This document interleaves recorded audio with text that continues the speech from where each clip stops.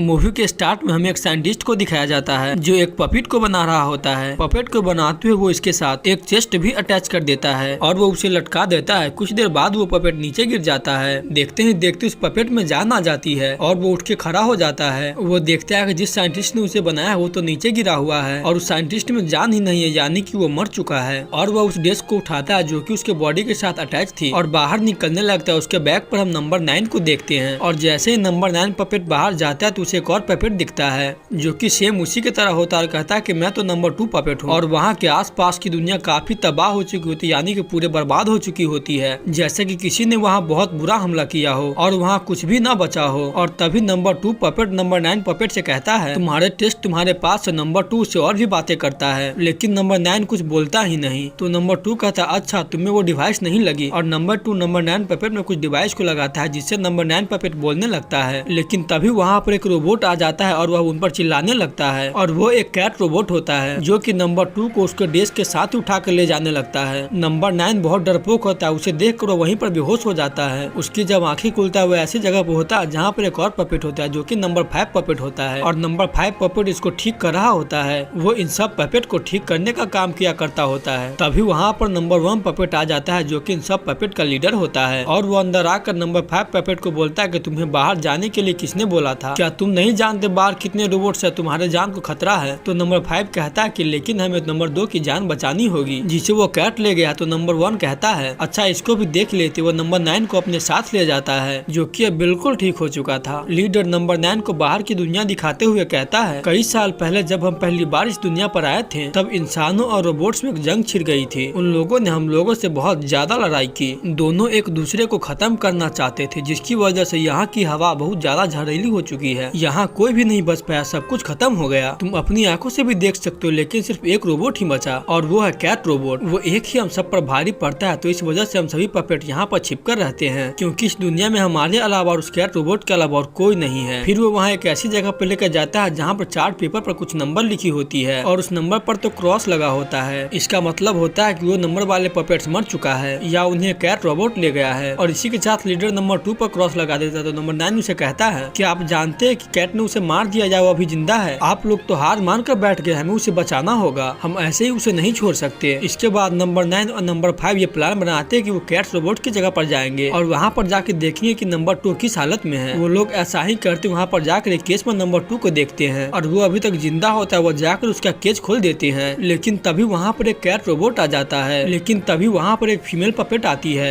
जो कि उस कैट रोबोट का असर बॉडी से अलग कर देती है और सभी बहुत खुशी होते। तभी वहाँ पर नंबर 9 एक केस को देखता है और उसी के सामने एक मशीन होती है जिसमें एक ऐसी जगह बनी होती है जहाँ पर वो डिस्क लग सकती थी, यानी कि उन दोनों का स्ट्रक्चर आपस में मिल रहे थे। 9 को शायद कुछ क्यूरियोसिटी होती है इसलिए वो उस मशीन को उसमें फिट कर देता है। बाकी सारे पपेट्स मना करने वाले थे लेकिन अब बहुत देर हो चुकी थी। मशीन स्टार्ट हो चुकी होती है। नंबर 2 की सोल अपने अंदर ले लेती है। ये बहुत सैड मोमेंट होता है क्योंकि नंबर 9 को इसके बारे में कुछ भी पता नहीं होता। अब नंबर 9 नंबर 5 वही फीमेल पपेट वहाँ से जाने लगते हैं लेकिन मशीन अभी भी उन पर अटैक करना चाह रही होती है और उनके पीछे लग जाती है। वो मशीन अपने आप अपना पंख बना लेती है जिसके सहारे वो मशीन हवा में उड़ भी सकती थी। अब ये दोनों भागते भागते एक लाइब्रेरी में पहुंच जाते हैं जहाँ पर इन्हें एक ट्विन पपेट मिलते हैं। वो इनको एक वीडियो दिखाते हैं जिससे यह साफ पता चलता है कि इंसानों ने इस मशीन को अपने फाइटिंग के लिए बनाया था ताकि वो लोग इसे फ्यूचर में यूज कर सके। लेकिन मशीन ने सोचना शुरू कर दिया। उनको लगा कि उसकी इस दुनिया में कुछ अलग ही स्पेस है और उसने इंसानों से ही वॉर शुरू कर दिया। यहाँ भी सब कुछ खराब हो गया। जब इंसान और मशीन आपस में ही लड़ना शुरू हो गई तो धीरे धीरे सब कुछ खत्म होने लगा।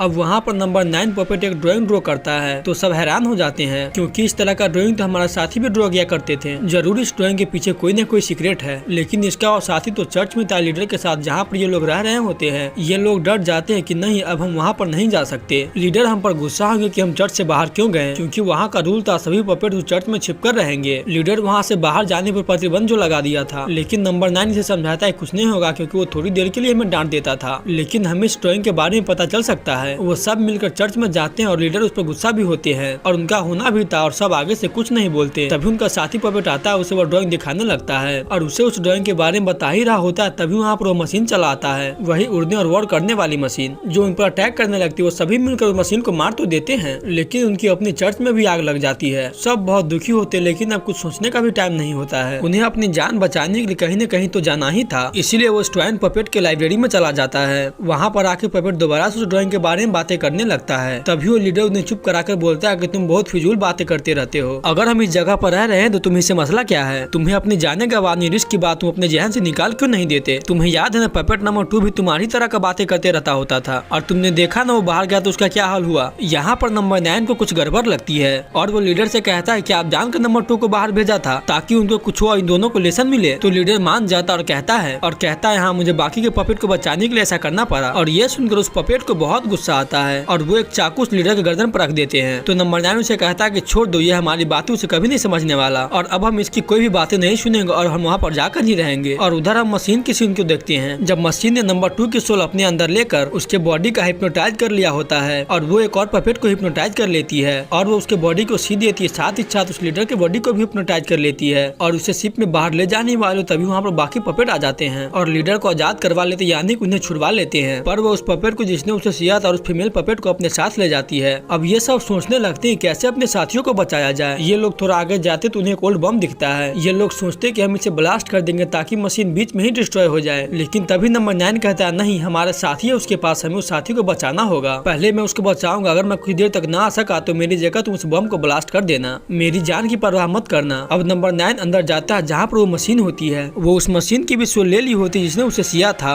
अब बारी थी फीमेल पपेट की, लेकिन नंबर 9 पपेट उसे फ्री करवा लेता है। अब नंबर 9 और फीमेल पपेट एक साथ बाहर निकलने लगता है क्योंकि कुछ देर हो चुकी थी, जिससे उसके बाकी साथी वहाँ पर उस बम को ब्लास्ट कर देते हैं जैसा कि नंबर 9 ने उसे समझाया था, जिसकी वजह से वो दोनों खुद भी जख्मी हो जाते हैं लेकिन वो टाइम से बाहर आ जाते हैं। यहाँ पर बाकी सब खुश हो गए होते हैं क्योंकि उसने उस मशीन को डिस्ट्रॉय कर दिया था, क्योंकि उस मशीन के साथ कुछ क्रिएचर्स भी थे जो कि उन्हें ऑपरेट कर रहे होते हैं। अभी तक सिर्फ वो क्रिएचर्स डिस्ट्रॉय हुए थे और वो मशीन सबको जानती थी कि आगे उसे क्या करना है और वो अभी तक ठीक थी। तभी मशीन नंबर 5 के सामने आता है और उसकी सोल को खींचने लगती है, जबकि बाकी सभी अपनी जान बचाने के लिए वहाँ से भाग जाते हैं। लेकिन जिस ब्रिज से वो जा रहे होते हैं मशीन वहाँ भी उसके पीछे पीछे आ जाती है, पर उसके वेट से वो ब्रिज टूटने लगता है, मशीन नीचे गिर जाती है। मशीन ने उस पपेट्स के भी सोल अपने अंदर ले ली होती है जो पपेट्स ड्राइंग बनाया करता था और वो भी मशीन के साथ ही गिरने वाला होता है। तो अपने साथियों से कहता है कि तुम सब यहाँ से चले जाओ, हमारे लिए यही काफी है कि ये मशीन तबाह हो रही है और तुम सब फ्यूचर में सेफ रहोगे। इतने ही देर मशीन उस पपेट की सोल अपने अंदर ले चुकी होती है। तो बाकी पपेट उस मशीन को ब्लास्ट नहीं करते, जबकि वो ब्लास्ट कर सकते थे क्योंकि उसे अपने साथी की सोल बचानी थी। अब नंबर 9 फौरन से वहाँ पर जाता है जहाँ पर उन सभी को बनाया गया था और बाकी पपेट्स को भी वो एक डिवाइस को खोलता है जिसमें से उस साइंटिस्ट का होलोग्राम निकलता है। वो साइंटिस्ट पपेट्स को बताता है और मैंने अपने सोल के 9 हिस्से किए और उसमें 9 पपेट्स में डाल दिया ताकि तुम मेरा अधूरा काम पूरा कर सको। इंसानों और मशीनों में लड़ाई हुई जिससे सभी इंसान मारे गए थे, तो मैं भी मारा गया था, तुम्हें मेरे लिए लड़ना होगा। इसलिए तो हमने देखा था कि नंबर 9 को बनाने के बाद साइंटिस्ट चले गए थे, यानी कि उनकी डेथ हो चुकी थी। साइंटिस्ट नंबर 9 को यह भी बताता है कि जो डिस्क तुम लोगों के पास है उसी को यूज करते हुए तुम सब अपनी जान बचा सकते हो और वो डिस्क इस वक्त भी उसी मशीन के अंदर है। तो नंबर 9 जाके अपने बाकी साथियों को बताता है कि ये मशीन को अभी डिस्ट्रॉय नहीं करना है वरना वो डिस्क भी डिस्ट्रॉय हो जाएगा और हम सब कभी नहीं बच पाएंगे। कोई भी उसकी बात पर यकीन नहीं करता तो नंबर 9 खुद इस मशीन के सामने चला जाता है। मशीन उसके सोल को भी अपने अंदर खींचने लगती है, पर उसकी जान बचाने के लिए लीडर सामने आ जाता है। मशीन उसकी सोल खींचने लगती है। नंबर 9 फौरन से मशीन की डिस्क उसके अंदर से निकाल लेती है और उसको ऑपरेट करने लगता है। ऐसा करते उस मशीन से सारे सोल्स बाहर आने लगते हैं जो कि मशीन ने इस पपेट से खींची थी। सब सोल्स एक साथ इकट्ठा होता है और आसमान में चले जाते हैं। सब बहुत खुश थे। उसके बाद एक बहुत बड़ा ब्लास्ट होता है और वहाँ पर बारिश होने लगती है और यहाँ पर हम ऑब्जर्व करते हैं कि हर बारिश के बूंदे में एक जान होती है, एक ग्रीन एनर्जी दिखाई देती है और ये बारिश का कतरा जहाँ जहाँ गिरेगा वहाँ पर सोल जनरेट होगा और फिर से इस दुनिया में सारे सोल्स वापस आ जाएंगे और इसी के साथ इस मूवी की हैप्पी एंडिंग हो जाती है। वीडियो अगर अच्छी लगी तो वीडियो को लाइक कर चैनल को सब्सक्राइब करके बेल आइकन को प्रेस कर लें।